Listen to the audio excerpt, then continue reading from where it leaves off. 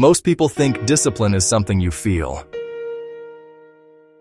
It's a common misconception, woven into the very fabric of our culture. We're taught to wait for the right mood to strike. We search for that perfect moment of inspiration, that internal signal that says, now is the time to act.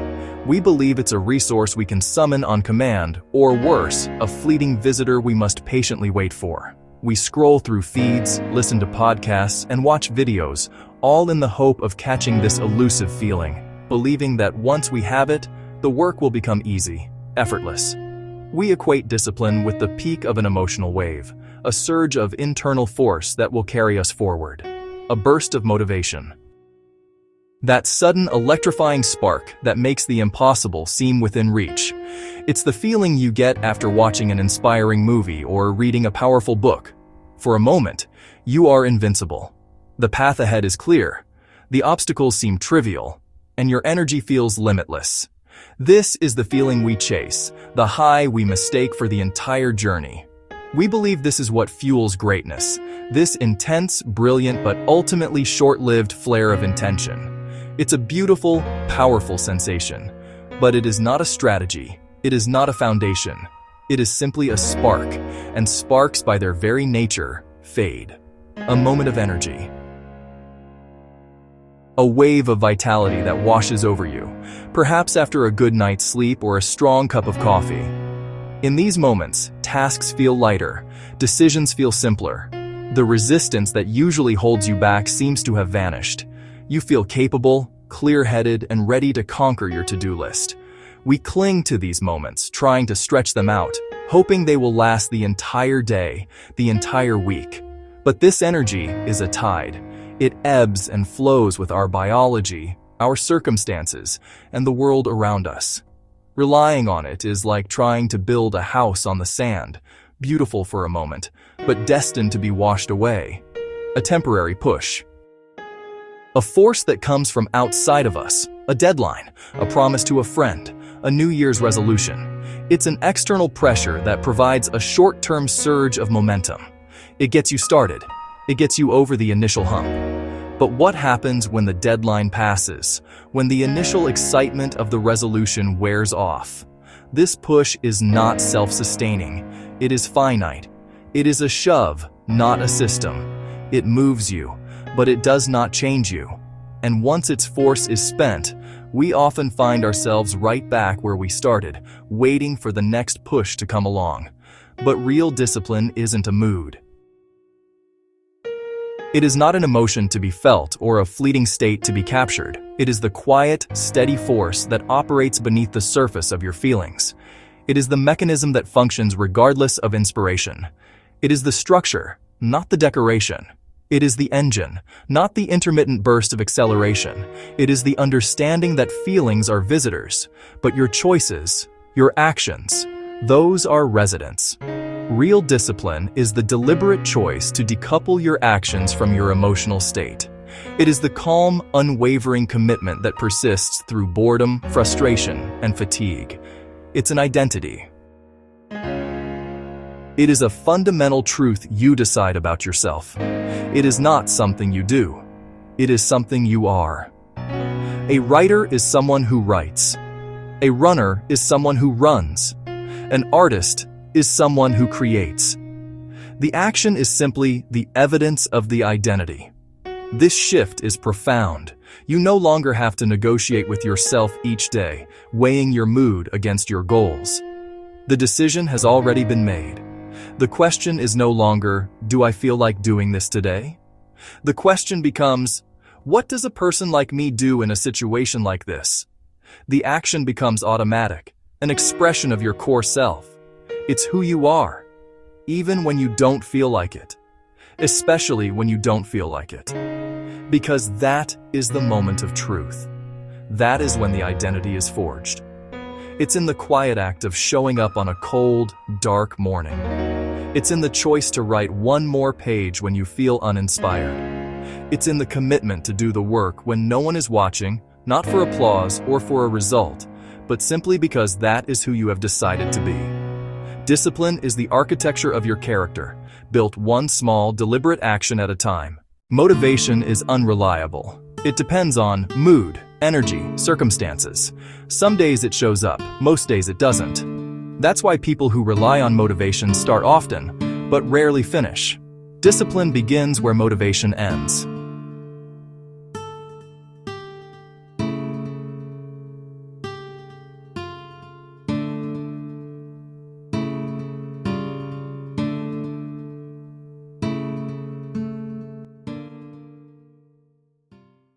When discipline becomes identity, you stop negotiating with yourself.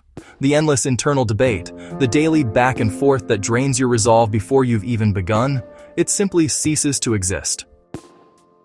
You no longer need to summon willpower from a finite reserve, because the action is no longer a question of what you do, but a reflection of who you. The negotiation is a battle fought on the unsteady ground of fleeting feelings and temporary states. It's a conversation rooted in doubt. You don't ask, "Do I feel like doing this? Am I in the right mood? Should I skip today? Is it too late to start? Am I too tired? Maybe tomorrow will be better." These questions are traps. They are the language of friction, of resistance.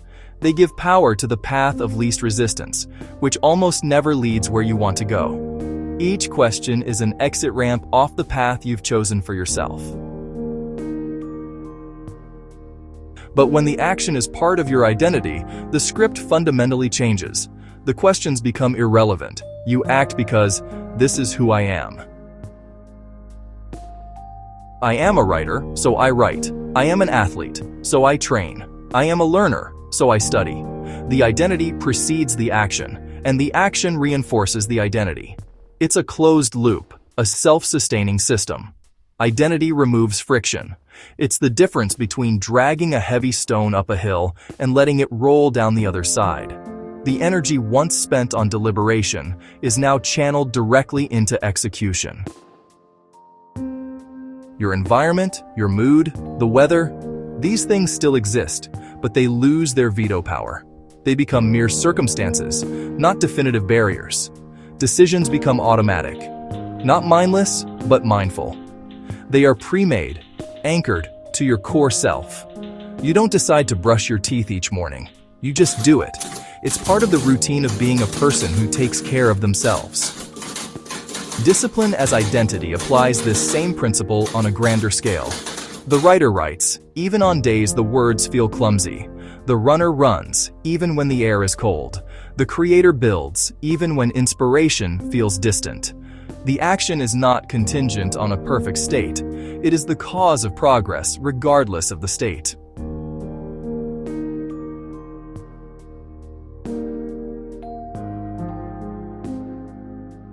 This shift transforms effort from a constant struggle into a quiet rhythm. It's the calm confidence of knowing that you will show up, not because you feel like it, but because that is simply what you do. It is your nature.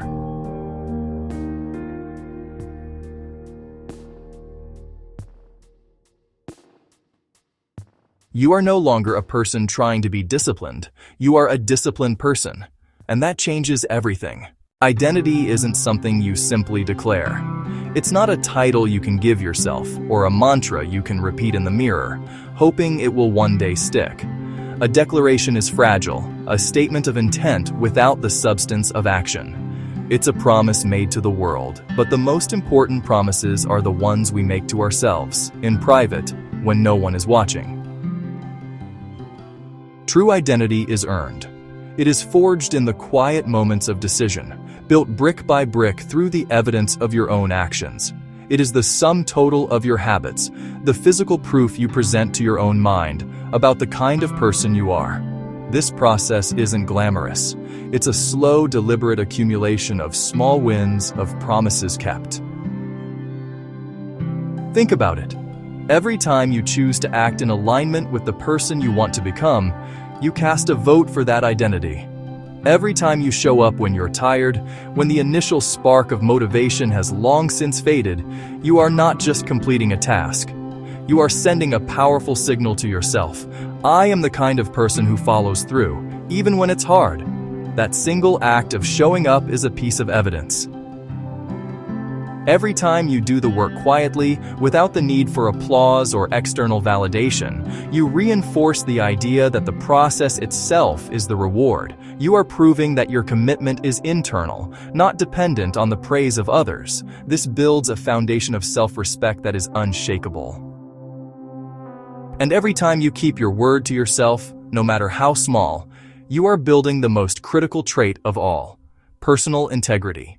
You are teaching yourself that you are reliable, that your word is bond, especially when you are the only one holding yourself accountable. With each of these small, repeated proofs, you reinforce the identity of a disciplined, reliable, and consistent person.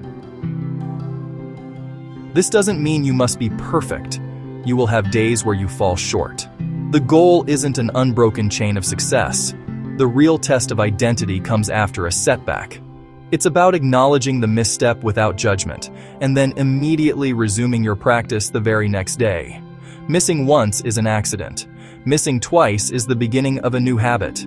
The disciplined person doesn't spiral, they simply begin again. These small actions, repeated daily, are the atoms that form the molecule of your character.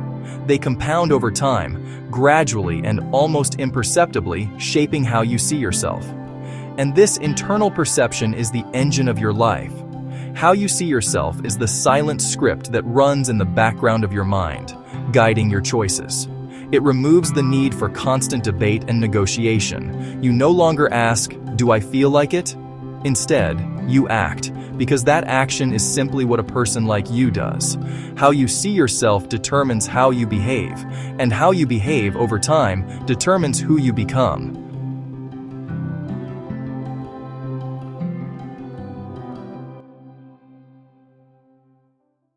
When discipline becomes identity, consistency becomes natural, progress accelerates, confidence grows quietly. You stop chasing results and start trusting your process. This is why disciplined people look calm, even under pressure.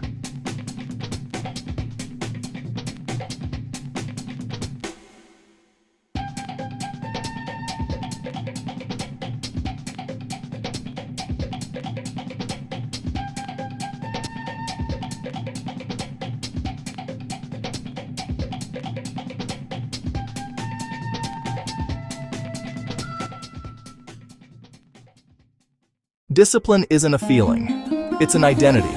And identities don't change daily. They're lived daily. Decide who you are, then act accordingly.